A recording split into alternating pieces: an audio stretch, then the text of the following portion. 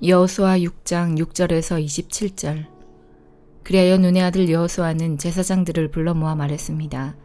여호와의 언약궤를 나르시오. 제사장 7명은 나팔을 들고 그 언약궤 앞에서 행군하시오. 그리고 여호수아는 백성들에게 명령했습니다. 자, 가시오. 성 둘레를 도시오. 무기를 든 군인들은 여호와의 궤 앞에서 행군하시오. 여호수아가 백성들에게 말하기를 마치자 나팔을 가진 7명의 제사장들이 여호와 앞에서 행군하기 시작했고 행군과 동시에 나팔을 불기 시작했습니다. 그 뒤에는 여호와의 언약궤를 든 제사장들이 뒤따랐고 무기를 든 군인들은 제사장들 앞에서 행군하였습니다. 또 언약궤 뒤에도 무기를 든 군인들이 뒤따랐습니다. 그들은 각기 자기 나팔을 불었습니다. 그러나 여호수아는 백성들에게 고함을 지르지 말라고 했습니다. 소리내지 마시오. 내가 명령을 내리기 전까지는 아무 말도 하지 마시오. 내가 명령을 내리면 그때 고함을 지르시오. 이처럼 여호수아는 백성들에게 여호와의 궤를 메고 성 둘레를 한 바퀴 돌게 하였습니다. 그리고 나서 그들은 진으로 되돌아와 하룻밤을 지냈습니다. 이튿날 여호수아는 아침 일찍 일어났습니다. 제사장들은 여호와의 궤를 다시 메었고 제사장 7명은 7나팔을 들었습니다.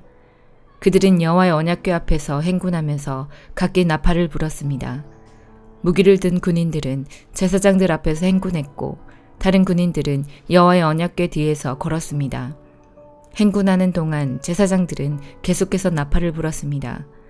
이처럼 두 번째 날에도 그들은 성 둘레를 한 바퀴 돌고 나서 진으로 되돌아왔습니다. 그들은 이 일을 6일 동안 날마다 했습니다. 7일째 되는 날 그들은 새벽에 일어났습니다. 그리고 성 둘레를 7번 돌았습니다. 그들은 전과 같은 방법으로 성 둘레를 돌았지만 성을 7바퀴 돌기는 그날이 처음이었습니다.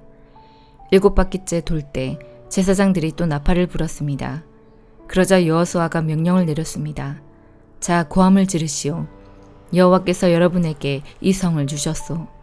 성과 성 안에 있는 모든 것은 다 여호와께 바치는 것이므로 모두 없애시오. 다만 기생 라합과 그의 집에 있는 사람들은 모두 살려주어야 하오. 이는 라합이 우리가 보낸 2명의 정탐꾼을 숨겨주었기 때문이요. 전리품 중 어떤 것도 가지지 마시오. 이것은 이미 여호와께 바쳐진 것이므로 모두 없애버리시오. 그중 어떤 것이라도 취하여 진으로 가지고 돌아오면 그것 때문에 이스라엘 백성에게 재앙이 내릴 것이요. 모든 금과 은과 구리와 쇠로 만든 것은 여호와께 속한 것이니 그것들은 여호와의 창고에 넣어 두어야 하오. 제사장들이 나팔을 불고 백성들은 고함을 질렀습니다. 백성이 나팔 소리를 듣고 고함을 치자 성벽이 무너졌습니다. 그러자 모든 사람들이 성 안으로 곧장 쳐들어갔습니다. 이렇게 하여 이스라엘 사람들은 여리고를 차지했습니다. 이스라엘 사람들은 성 안에 살아있는 모든 것을 다 죽였습니다. 그들은 남자와 여자, 젊은이와 노인을 죽였습니다. 그들은 소와 양 그리고 나귀들을 죽였습니다. 여호수아가 그 땅을 정탐하러 갔던 2 사람에게 말했습니다. 그 기생의 집으로 가서 그 여자를 밖으로 나오게 하시오. 그리고 그 여자와 함께 있는 모든 사람을 밖으로 나오게 해서 당신들이 그 여자에게 약속한 대로 하시오. 그래서 2 사람은 라합의 집으로 들어가 라합을 밖으로 나오게 했습니다. 그들은 또 라합의 아버지와 어머니를 비롯해서 라합과 함께 있던 모든 사람들을 밖으로 나오게 했습니다. 2 사람은 라합의 온 가족을 이스라엘의 진 밖으로 데리고 갔습니다. 그리고 나서 이스라엘은 성 전체와 그 안에 있는 모든 것을 불태웠습니다. 그러나 그들은 금과 은과 구리와 쇠로 만든 물건은 태우지 않았습니다. 그것들은 여호와의 집 창고에 넣어두었습니다. 여호수아는 기생 라합과 그 여자의 가족 그리고 그 여자와 함께 있던 모든 사람들을 구해주었습니다. 여호수아는 그 사람들을 살려주었습니다. 왜냐하면 라합은 여호수아가 여리고를 정탐하기 위해 보낸 2 사람을 도와주었기 때문입니다. 라합은 오늘까지도 이스라엘 사람들과 함께 살고 있습니다. 그 후에 여호수아는 이렇게 경고했습니다. 누구든지 이 여리고 성을 다시 지으려 하는 사람은 여호와의 저주 때문에 벌을 받을 것이다. 이 성의 기초를 놓는 사람은 맏아들을 잃어버릴 것이고 이 성에 문을 세우는 사람은 막내 아들을 잃어버릴 것이다. 이처럼 여호와께서는 여호수아와 함께 하셨습니다. 또 여호수아는 온 땅 위에 유명한 사람이 되었습니다.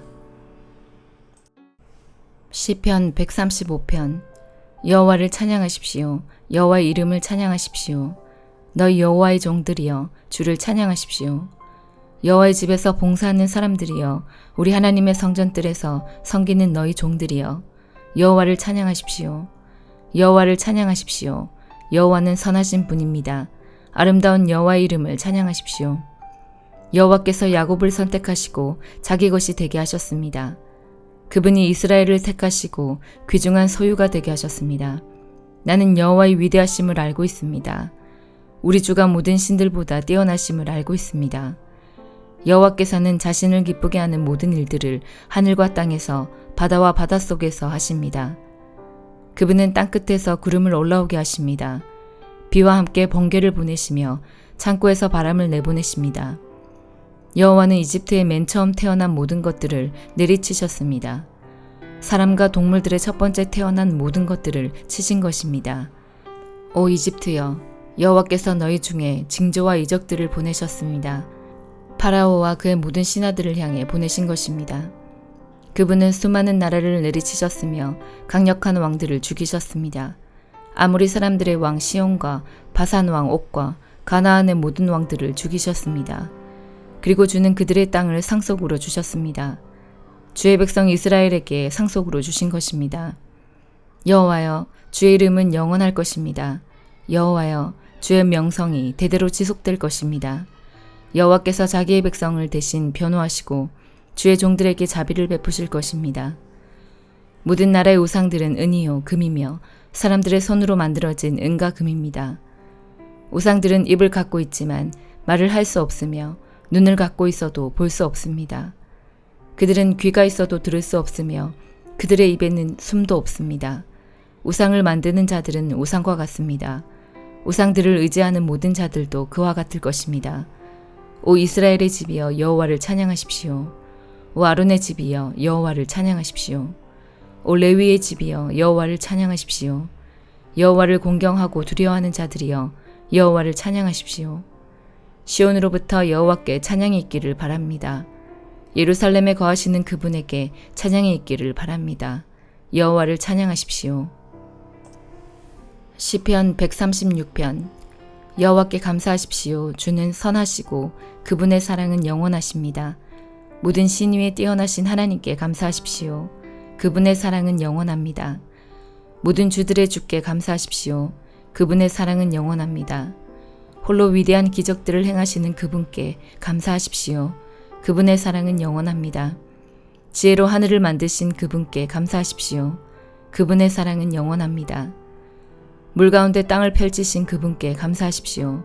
그분의 사랑은 영원합니다. 커다란 빛들을 만드신 그분께 감사하십시오. 그분의 사랑은 영원합니다.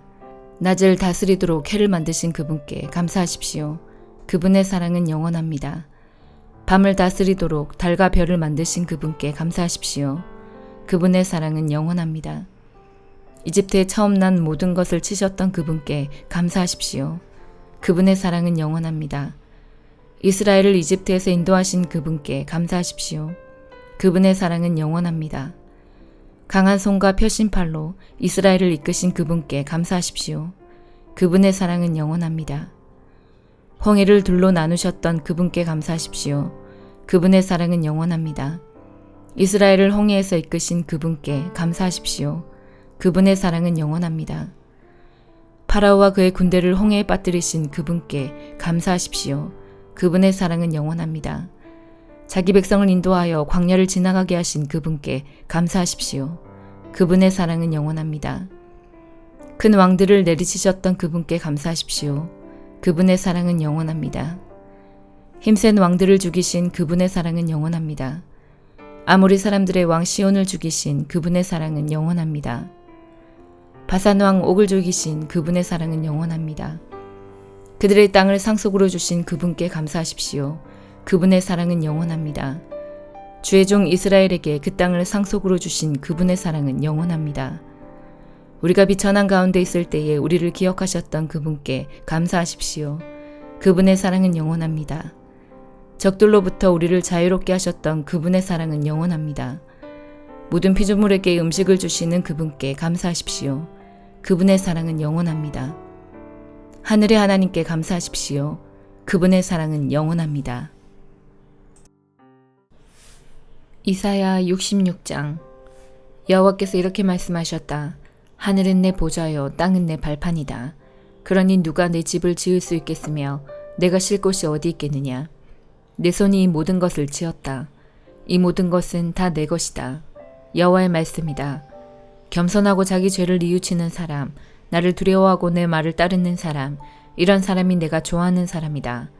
소리 죽여 내게 제물로 바치는 것은 살인하는 것과 다름이 없고, 양을 죽여 내게 제물로 바치는 것은 개의 목을 부러뜨리는 것과 다름이 없다.